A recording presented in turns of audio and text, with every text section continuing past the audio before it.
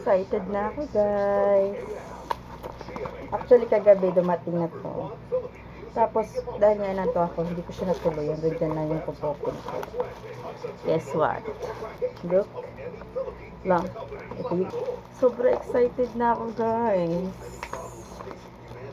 Kasi yung aking, nakaraang stand, tripod is, hindi siya maganda na tutumba-tumba na siya. Na-flex ko na rin yun, pero yung nga katagalan siya. Paggamit na gamit siya, hindi na stable yung kanyang stand, tutumba-tumba. So, bumili ulit ako ng bago. Ayan, ito naman may ilaw. Ayan. Ito na, magiging kasama natin ulit sa pagbablog, gawa ng content. Ito muna. Tadaan! Ayan, yung laman niya. Ito, ang kanyang ilaw. Laki din. So, ito try pa lang natin kung paano ito gamitin. Tapos, may kasama siyang charger Type-C. And, ito naman yung pinaka. Alam mo, excited dito. Ayan, ganun siya. Yung pang travel talaga, maliit.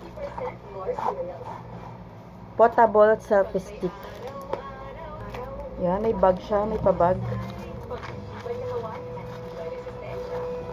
Alright.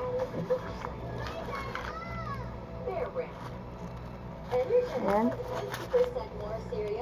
May QR para sa instruction. Meron din siyang dito, instruction din. Ayan guys, yung sasabit lang siya sa bag. Kasi may ganito siya.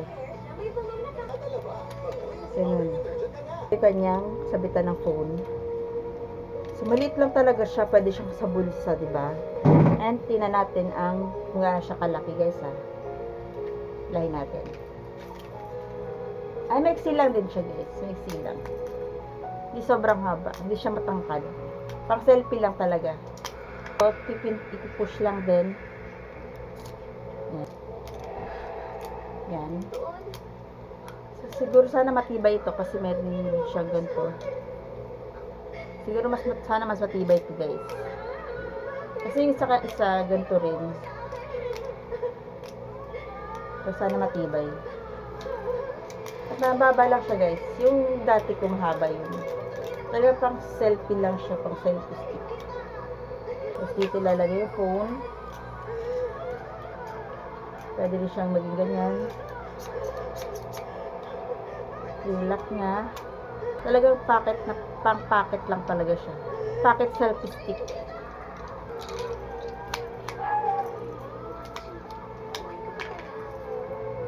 So, yun lang. So, may gusto nito, lagay ko na lang sa yellow basket.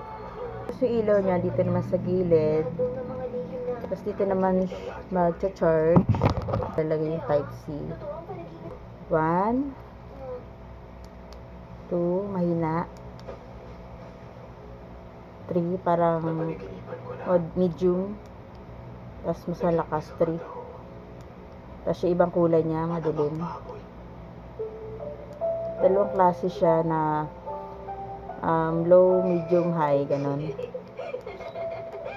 Yan. So, dalawang color siya, guys. White and brown, no? Yan. Eh, dito pala, guys, ang purpose din ito is stand. Pwede siyang stand. Dito mo ilalagay yung phone, tapos stand mo na rin siya. Diba? Basta ito pang travel selfie stick. Lang, bye.